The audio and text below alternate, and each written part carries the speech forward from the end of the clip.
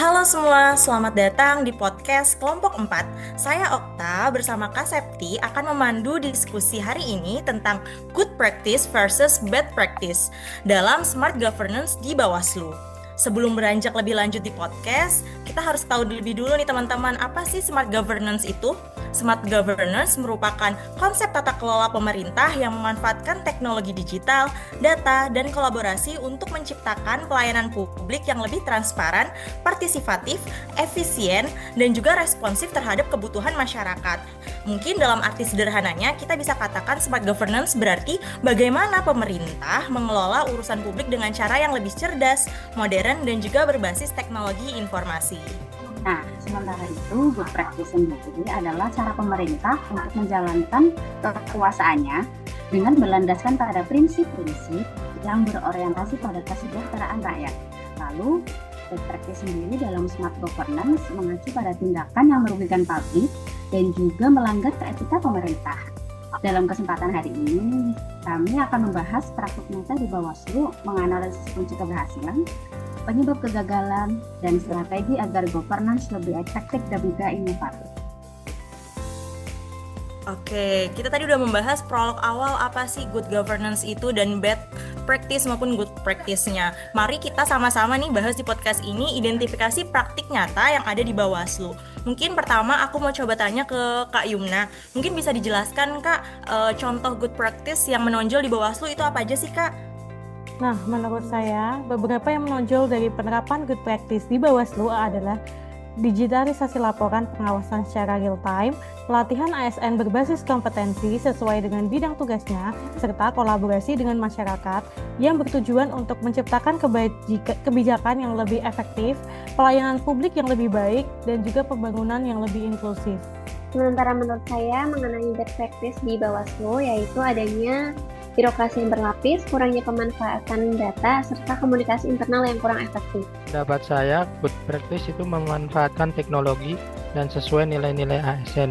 Jika hal ini bisa diterapkan dengan baik, laporan bisa menjadi akurat, transparansi terjaga, risiko salah input menurun, sedangkan bad practice muncul karena adanya prosedur yang tidak jelas, sistem stagnan, dan kurang kolaborasi. Baik, izin menambahkan, menurut saya good practice muncul karena budaya berbagi informasi. Jadi budaya berbagi informasi dapat meningkatkan transparansi, mempercepat pengambilan keputusan, mendorong kolaborasi, dan masih banyak manfaat lainnya. Sedangkan bad practice muncul karena koordinasi internal yang kurang, yang dapat membuat organisasi kehilangan arah. Nah, selain itu, kadang bad practice juga muncul karena kurangnya motivasi pegawai untuk berinovasi. Juga benturan kepentingan dan motif ekonomi yang berujung korupsi, terus kurangnya integritas dan disiplin, serta kurangnya etos kerja dan kepatuhan terhadap nilai-nilai ASN, seperti pelayanan publik yang tidak profesional dan responsif. Wah, dari jawaban teman-teman, keren sekali dan betul banget apa yang sudah teman-teman sampaikan. Nah, untuk selanjutnya, menurut Kak Mena sendiri nih, apa contoh kecil good practice yang bisa langsung terlihat di kehidupan kita sehari-hari? Jadi misalnya nih contoh good practice yang sepanjang ini saya tahu itu seperti mengenai update laporan harian melalui aplikasi digital. Jadi unit lain bisa mengakses data secara real time dan transparansinya juga meningkat. Karena kan dengan aplikasi digital ini sama halnya dengan cepat beradaptasi dengan perkembangan teknologi atau lebih adaptif terhadap teknologi. Juga tidak menolak perubahan, bahkan ikut mengajarkan rekan yang kesulitan atau yang masih belum paham. Bisa juga dengan menggunakan media sosial dengan bijak, seperti tidak menyebar hoax atau menjaga nama baik instansi. Itu salah satu contoh kecil dari good practice yang bisa kita implementasikan. Nah, selain itu, saya juga ingin menambahkan bahwa sesi mingguan untuk sharing pengalaman to the unit itu juga merupakan good practice karena inovasi bisa menyebar lebih cepat. Oke, terima kasih teman-teman. Tadi kan kita udah bahas terkait tentang identifikasi praktik nyata di Bawaslu. Mungkin kita akan telisik lebih jauh lagi. Kita bakal analisis good practice seperti apa sih yang diterapkan. Mungkin aku bisa bertanya ke Kak Firka, gimana sih kunci keberhasilan dari digitalisasi laporan itu, Kak? Kalau menurutku, komitmen pimpinan, pelatihan pegawai, dan monitoring terstruktur, standar data yang seragam, integrasi sistem Sistem atau aplikasi yang dipakai antar unit harus saling terhubung, bukan berdiri sendiri. Integrasi ini mengurangi input ganda dan kesalahan, kompetensi dan literasi digital ASN, SOP yang jelas dan disiplin implementasi, keamanan data dan audit trail, monitoring and evaluasi rutin, komitmen pimpinan dan budaya organisasi. Seperti itu, Okta. Nah, terus Nafira ya, itu kan tadi menurutmu mengenai digitalisasi laporan secara keberhasilan seperti apa? Kalau untuk menularkannya nih ke unit lain supaya bisa terimplementasi dengan baik dan tepat, menurut kamu gimana, Sapitra? Ya, untuk menularkannya itu bisa melalui workshop internal, SOP digital, mentoring antar unit, dokumentasi good practice, kolaborasi dan forum berbagi, serta juga dukungan pimpinan dan sistem yang insentif. Itu Kalena. Nah, yang nggak kalah penting itu penggunaan platform kolaboratif daring. Karena semua unit dia bisa memantau proses ini. Nah, jangan lupa evaluasi rutin juga termasuk good practice karena unit lain bisa belajar dari feedback dan kesalahan. Saya setuju dengan evaluasi rutin, inovasi tidak hanya berhenti di satu unit saja. Selain itu, bisa juga diterapkan dengan adanya sistem reward bagi unit yang berhasil menerapkan good practice, yang mana dengan adanya sistem reward ini bisa meningkatkan motivasi antar unit untuk terus berupaya meningkatkan good practice.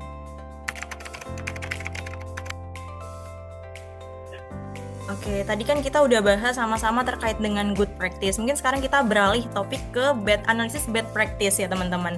Tadi disebutkan salah satu bad practice itu yaitu birokrasi berlapis atau kondisi ketika dalam suatu organisasi pemerintahan terdapat terlalu banyak tingkatan lapisan struktural atau prosedur yang harus dilalui untuk mengambil sebuah keputusan. Mungkin aku bisa tanya ke Kak Uncok, kenapa sih birokrasi berlapis ini bisa terjadi? Menurutku birokrasi berlapis itu bisa terjadi karena beberapa hal. Pertama karena struktur hierarki yang kompleks, kemudian prosedurnya yang rumit, kemudian pembagian wewenang yang berlebihan, serta ketidaksesuaian kelembagaan dengan kebutuhan masyarakat saat ini. Selain itu bisa juga karena SOP-nya yang tidak jelas atau kurang jelas, kemudian kurang digitalisasi dan penempatan pegawai yang tidak sesuai dengan kompetensi. Nah, terus gimana nih cara kita mencegah agar bad practice ini tidak terulang? Ada nih beberapa cara yang bisa kita lakukan untuk mencegah bad practice itu. Yang pertama ini kita bisa melakukan evaluasi berkala. Ada juga KPI-nya yang jelas, platform kolaboratif, dan juga ada penguatan kompetensi pegawai. Yang pasti komunikasi rutin antar unit juga harus diperkuat sih untuk hal ini. Justru kadang informasi yang tidak tersampaikan ini yang membuat akhirnya ada muncul duplikasi kerja. Nah, ini nggak bagus banget nih. Nah, menurut saya bad practice juga bisa muncul karena kurangnya pemahaman pegawai tentang sistem merit dan profesionalisme, seperti ASN yang menolak belajar teknologi baru, tetap memakai cara manual, sehingga menghambat transformasi digital. Hal seperti ini merupakan contoh bad practice. Jadi sebenarnya training dan mentoring itu bisa membantu mengurangi risiko bad practice ya. Karena kalau menurut saya nih ya, dengan training bisa memberikan ASN pengetahuan dan keterampilan baru, terutama yang berkaitan dengan digitalisasi, regulasi, juga etika kerja. Dan dengan mentoring ini membantu budaya kerja baik melalui teladan atau role model yang bisa kita tiru untuk membantu ASN lebih cepat beradaptasi, terutama pada saat ada sistem baru. Ya betul, kalau menurut aku adanya budaya takut salah juga menyebabkan stagnasi, karena orang menjadi ragu untuk mencoba hal baru ataupun mengambil inisiatif. Padahal dalam proses inovasi ataupun peningkatan kinerja kan kesalahan merupakan bagian yang wajar dan seringkali menjadi sumber pembelajaran. Karena itu penting banget buat menumbuhkan budaya belajar dari kesalahan. Setiap kekeliruan dapat dilihat sebagai kesempatan untuk memperbaiki diri dan memperkuat sistem serta meningkatkan kualitas layanan. Dengan begitu, Bawaslu dapat terus berkembang secara adaptif dan berkelanjutan. Nah, dari perspektif manajemen ASN sudah 5 tahun nih Kalau menurut Yumna ini, bagaimana sih penerapan sistem merit supaya bisa mendukung good practice dalam mewujudkan smart governance sendiri? Coba deh aku pengen tahu.